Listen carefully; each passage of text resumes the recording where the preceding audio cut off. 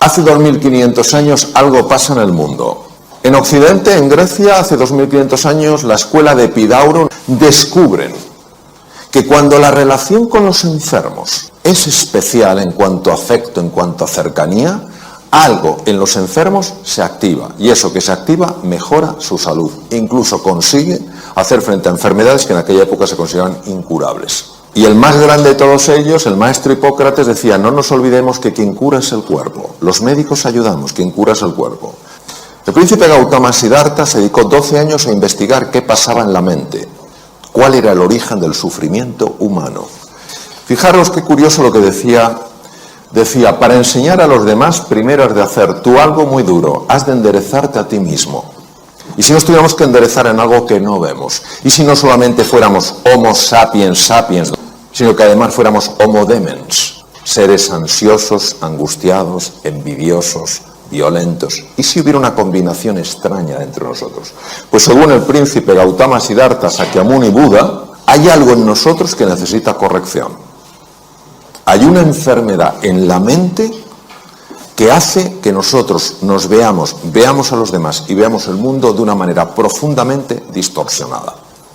También hace 2500 años, el más sabio entre los chinos, Lao Tzu, curiosamente Lao Tzu decía: si estás deprimido es porque vives en el pasado, si estás lleno de ansiedad es porque vives en el futuro, si estás en paz es que vives en el presente. Es sumamente desafiante estar en el aquí y en el ahora, porque algo en nuestra mente distorsionada se va hacia el pasado o hacia el futuro y nunca estamos en el presente, porque da la sensación que el presente lo damos por hecho.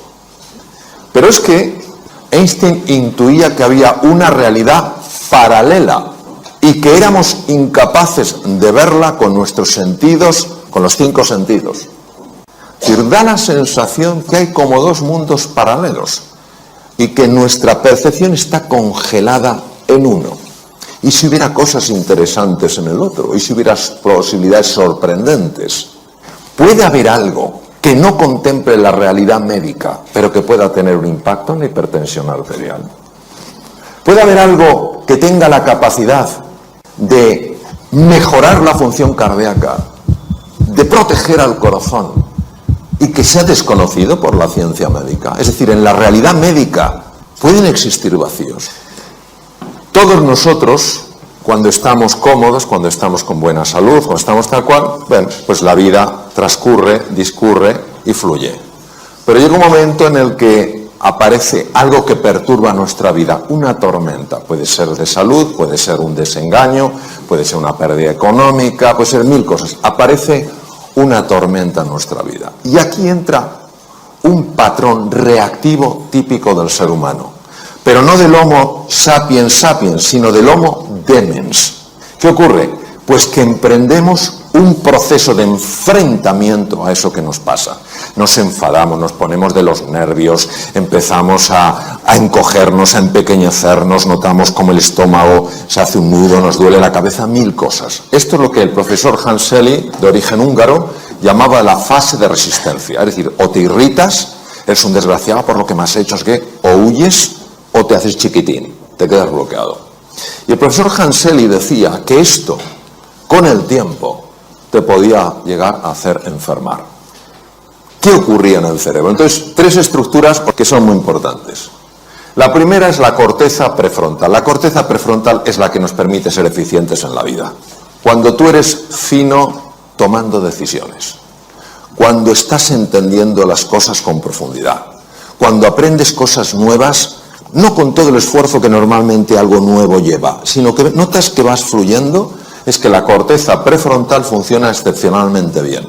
Pero la corteza prefrontal está afectada fundamentalmente por esta estructura llamada amígdala, de tal manera que cuando la amígdala se activa, que es nuestro detector de peligro, bloquea la corteza prefrontal de tal manera que ni me entero de lo que tengo que hacer, ni puedo encontrar nuevos caminos para hacer frente al desafío, ni puedo aprender cosas nuevas. En el mundo VUCA, volátil, incierto, complejo y ambiguo actual, en el que todos estamos, y que muchas personas están viviendo como una amenaza, es normal que haya caído la productividad, haya caído la creatividad y se estén dañando las relaciones interpersonales. ¿Qué se hace desde la medicina? Ansiolíticos y antidepresivos para neutralizar la amígdala. No digo que en algunos casos no estén indicados, pero ¿y si hubiera un sistema más natural para neutralizar la amígdala? Y luego otra estructura aquí que tiene forma de cabito de mar que se llama hipocampo, y el hipocampo es uno de los grandes reguladores de la amígdala. Si el hipocampo baja de tamaño, la amígdala es más activa, es decir, nuestro detector de peligro salta antes. El hipocampo aumenta de tamaño con el mindfulness y también con el ejercicio físico. Las personas que hacen ejercicio físico normalmente toleran mucho mejor ciertos embates de la vida, notan que están más tranquilos. ¿Por qué? Porque su amígdala está más controlada por el hipocampo. Entonces el hipocampo está regulando la amígdala. Cuando una persona está súper tensa, súper estresada y no encuentra esos espacios de calma, esos espacios de silencio, baja el tamaño físico del hipocampo porque mueren neuronas y la amígdala se enloquece, entonces se vuelve una persona más reactiva. Al engrosar el tamaño, al haber más neuronas, al haber más conexiones, es más difícil que las tormentas de la vida, que a todos nos sacuden en un momento u otro, te desequilibren, te enajenen, te saquen del eje. ¿Qué es lo que pasa? ¿Qué es lo que descubrieron sobre todo Buda y Lao Tzu? Descubrieron que la mente está enferma y como la mente está enferma se impone al mundo real. La ventaja del mindfulness es que te ayuda a ver lo que no estás viendo. Por eso la definición de sati es estar en el presente para ver las cosas como de verdad son. Jason Brewer es psiquiatra y es neurocientífico.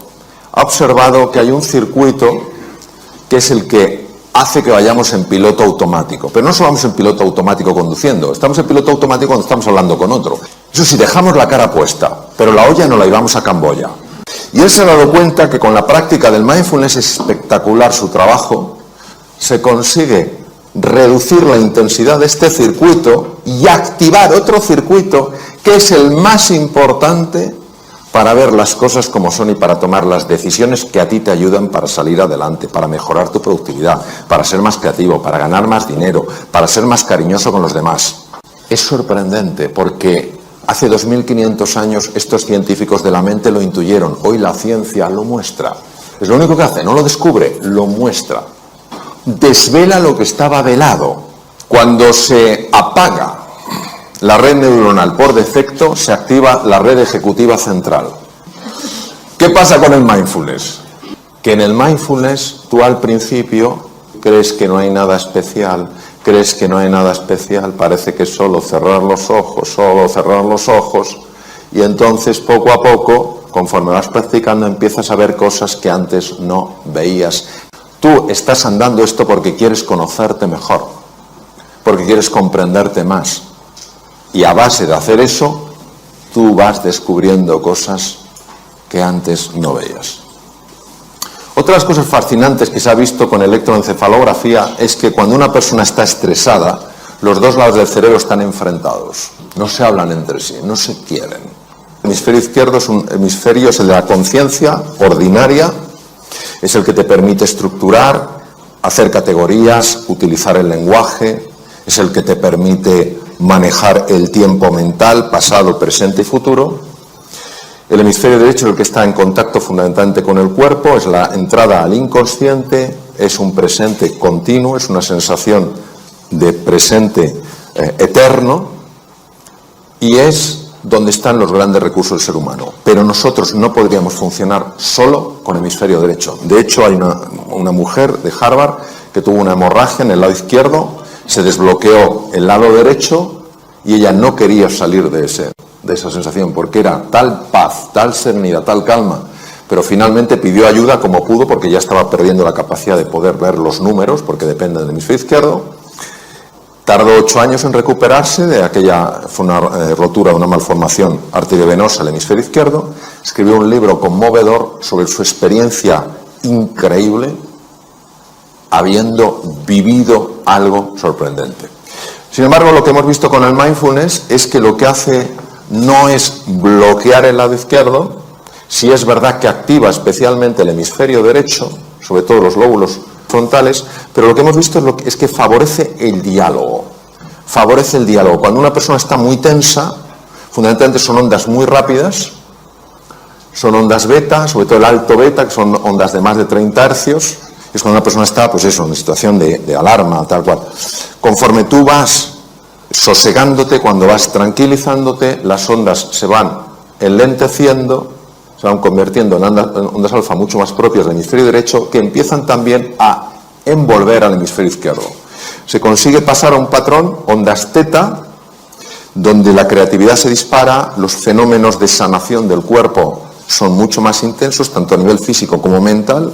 De hecho, se utiliza para sanar heridas de personas que algo les ocurrió en la infancia y que no saben lo que es, porque algo en nuestro interior tiene la capacidad de sanar, ya lo decía Hipócrates hace 2500 años, y ya el ritmo delta es un ritmo muy difícil de conseguir sin quedarte dormido, porque solo muy pocas personas lo hacen. Y los monjes muy entrenados, como mi querido amigo y maestro Mathieu Ricard, consiguen algo que se llama gamma, que muy poca gente en el mundo lo puede hacer, que es un tipo de onda que no se conocía que se pudiera producir. Y son personas que están absolutamente en el presente y absolutamente en calma.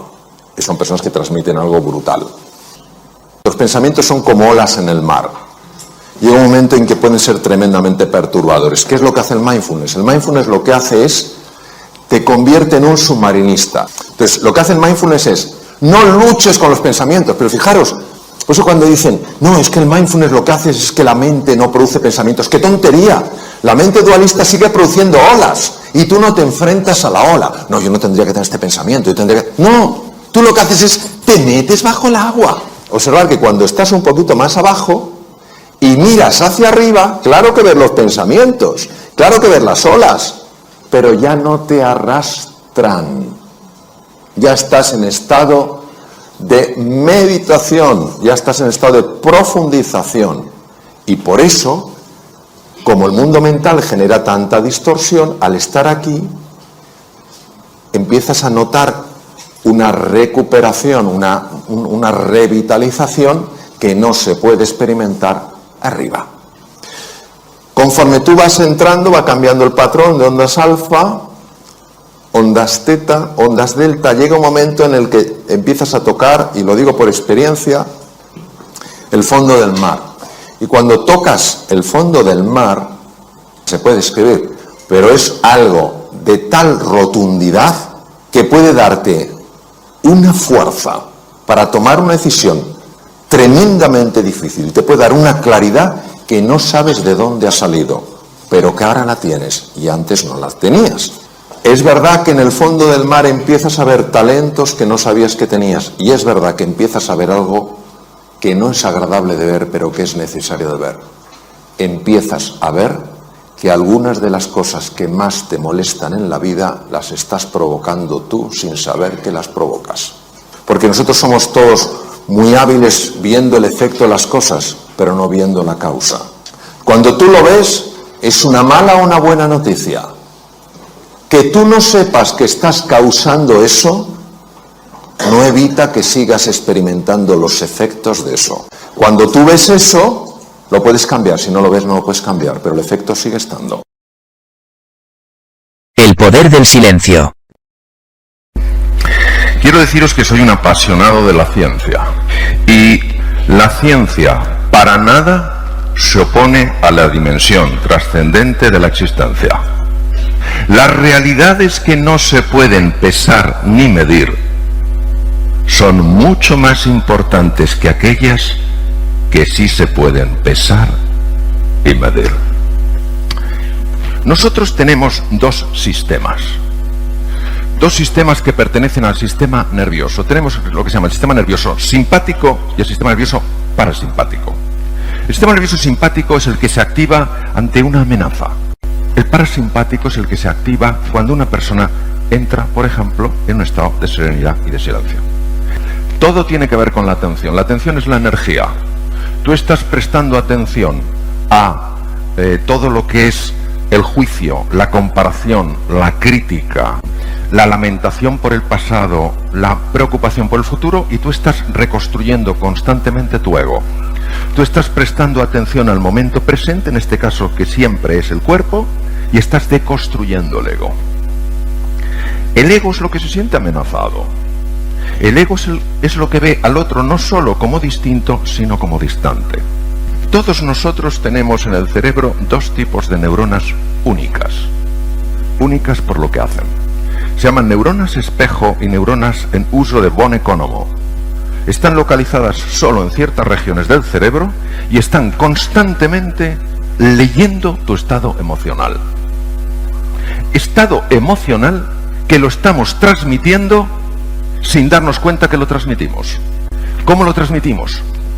Con nuestro rostro y tono de voz, que salvo que seas un actor, una actriz muy buenos, no eres capaz de disimular. Ese lenguaje no verbal es captado por las neuronas en uso von Economo y las neuronas espejo, e inmediatamente ya posicionan a la otra persona en un estado emocional.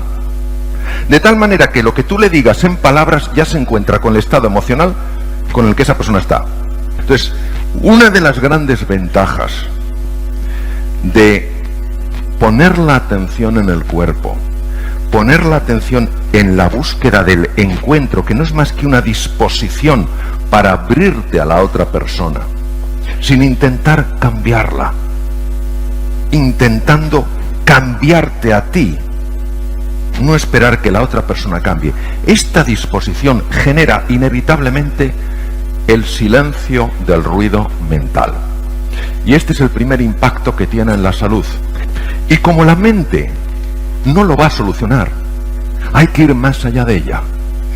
Y no se va más allá de ella levitando, se va más allá de ella llevando la atención al sitio donde ella no puede estar, que es en el presente, ya que la mente dualistamente condicionada o mente egoica solo puede mantenerse estable en el pasado o en el futuro, lamentándote por lo que no hiciste, preocupándote por lo que puede suceder.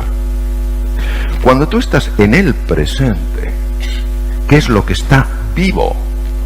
Tu cuerpo, tu respiración, tu movimiento. Tú puedes escuchar a la otra persona. Porque no puedes escuchar si a la vez estás prestando atención al ruido mental. La atención en el ser humano no se puede dispersar sin ser profundamente alterada. No se puede dispersar.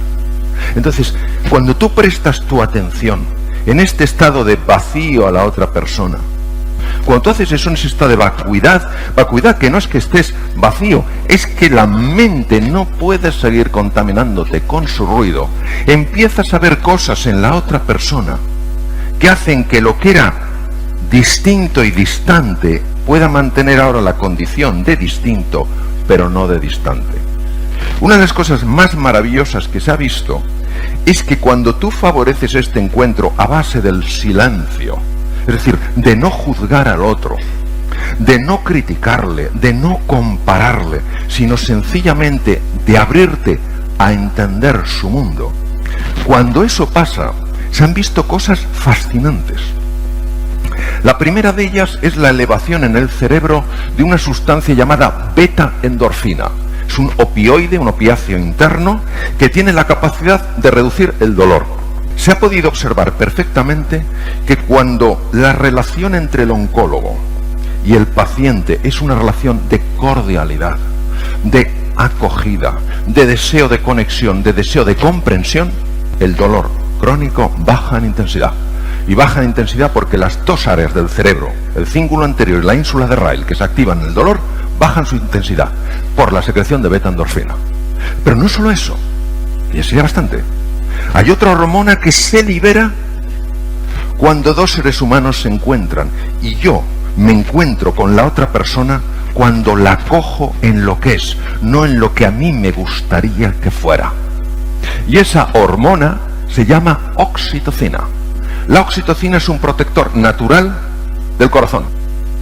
El ser humano es un ser de encuentro, pero solo se encuentra con la otra persona cuando es capaz de acallar su ruido mental. El silencio, como entrada en uno mismo, como aquietamiento del ruido mental, favorece directamente la salud, es un factor muy importante para la mejora de la enfermedad e importantísimo para el encuentro con la otra persona, donde dejas de ser tú el centro de la circunferencia y se convierte esto en una elipse. Una elipse tiene dos centros, tú y yo. Ahí se construye el nosotros. Esto es de Martin Buber. Entonces, ¿qué quiere decir? Que esa disposición, que es poquito a poco, cada uno a su ritmo, de permitir que la mente dualista, condicionada, egoica, cuya única referencia es un pasado que ni es real, es un pasado interpretado, se aquiete. Tiene efectos directos en la salud y directos en las relaciones con los demás. Bien, es muy importante el concepto de la neuroplasticidad porque se han visto cosas fascinantes a nivel del cerebro. Una de las cosas más bonitas que ha mostrado tanto la neurociencia afectiva, la neurociencia de los afectos, como la neurociencia contemplativa, que es lo que ocurre en el cerebro en los estados contemplativos, es decir, cuando tú buscas centrar tu atención en lo que está vivo aquí y ahora, en lugar de que la mente te arrastre para aquí y para allá, que no te enfadas, a todos nos lleva la mente tropecientas veces. El tema es que hagas como una mascotita, que la traigas sin arrancarla al cuello, es decir, que no te enfades contigo, pues eso, es que me he ido 100 veces, pues ya está. Pues no pasa, pues vuelves 100, y el hecho de volver con tranquilidad, con cariño, con firmeza y gentileza, esa es la práctica. Entonces, lo que se ha visto son cambios muy profundos en el cerebro que ya no nos sorprenden porque es la neuroplasticidad. Primera cosa que os quiero contar. Hay una estructura que fue un descubrimiento fascinante, que es el descubrimiento de que la mente jamás descansa. La red neuronal por defecto es lo que entra cuando tú no estás atento al presente. Pero lo más interesante es que la red neuronal por defecto parece ser el origen de la mente errante, que es gran parte del origen del sufrimiento humano. La mente errante es lo que está constantemente reconstruyendo el ego. Los ejercicios en los que tú entras en tu interior, conectando con el aquí y el ahora, además que he visto los estudios, apagan la red neuronal por defecto y activan la red ejecutiva central. Esto es importantísimo de conocer, porque implica que una persona que dedica tiempo a conectar con su interior, no solamente está mejorando su salud, no solamente está mejorando el encuentro con otras personas, sino que está mejorando de forma directa su eficiencia para resolver problemas, porque es más creativa, porque está menos distraída, porque es más precisa en sus valoraciones. Por si esto fuera poco, hay otra red que se llama la red de prioridades. Vamos a ver. La mente intuitiva es un regalo sagrado y la mente racional es un fiel sirviente. Hemos creado una sociedad que honra al sirviente y se olvida del regalo. Albert Einstein. En vuestro tubo digestivo hay 500 millones de neuronas. Son 5 veces más neuronas que la médula espinal. El tubo digestivo es el fabricante del 90% de la serotonina, que es una hormona y un neurotransmisor que se utiliza. La serotonina es la hormona más importante en lo que se habla de estados de calma, estados de felicidad. Procede del tubo digestivo. El BDNF es una neurotrofina, es decir, es un factor de crecimiento de nuevas neuronas y nuevas conexiones. La mayor parte del BDNF se produce en el tubo digestivo, llega al cerebro y es básico para que tú te reinventes, para que te redescubras, para que te reconozcas. La mayor parte, el 80% de la defensa del cuerpo, del sistema inmune, depende del tubo digestivo. Pues bien, lo que sabemos es que cuando entramos en el silencio, cuando entramos sencillamente en esta presencia que a todos acoge, que a nadie rechaza, cuando entramos ahí, el tubo digestivo, que tiene su propio cerebro, empieza a mandar mensajes a un sitio especial del encéfalo llamado ínsula de Rayleigh. El corazón tiene 40.000 neuronas y ya se sabe que manda información por 3 canales. No, por 4, perdón. El primer canal es el ritmo eléctrico. El segundo es el ritmo electromagnético. Ya se han detectado cambios en el campo electromagnético procedente del corazón hasta 3 metros de distancia. Se llama el torus. Es decir, tú ya estás influyendo en la otra persona dependiendo de la situación de tu corazón. Pero es que además el corazón manda como en la selva. En la selva se comunican muchas veces a grandes distancias con el tam-tam. El propio pulso de presión del corazón está mandando mensajes. El corazón manda mensajes directos al cerebro y al tubo digestivo. Pues lo que se ha visto con técnicas altamente complejas es que cuando una persona entra en ese silencio sencillo y profundo, donde uno sencillamente conecta con lo que es, y reconociendo su grandeza, inevitablemente la reconoce en todo ser humano y en toda criatura, cuando pasa eso se sincronizan el encéfalo, el corazón y el tubo digestivo. Pero cuando tú te sientes amenazado, amenazada, y lo que más miedo nos da es el juicio del otro, la crítica del otro, sobre todo en nuestros momentos de mayor vulnerabilidad, de mayor fragilidad, cuando te sientes amenazado, esta sincronización maravillosa entre los 3 órganos desaparece hasta tal punto que el corazón entra en un ritmo frenético, pueden aparecer arritmias, el tubo digestivo empieza a alterarse y el encéfalo no solo es que se desincronice del corazón y del tubo digestivo, es que los 2 hemisferios se desincronizan entre sí. Se llama lo que se llama lateralización hemisférica, es decir, el lado izquierdo, que es mucho más racional, estructurado, organizado, planificador, y el lado derecho, que es más imaginativo, más artista, y que juntos hacen un papel tan maravilloso, dejan de sincronizarse. Cuando tú entras en ese silencio que a todos abarca, porque abarca todo, donde la sensación de que eres distinto se mantiene, pero la distancia desaparece porque solo hay uno, los 3 órganos se convierten en uno en su funcionamiento, y es como si algo latiera al unísono. Repercusiones: salud, relaciones con los demás, funcionamiento mental y prosperidad para todos.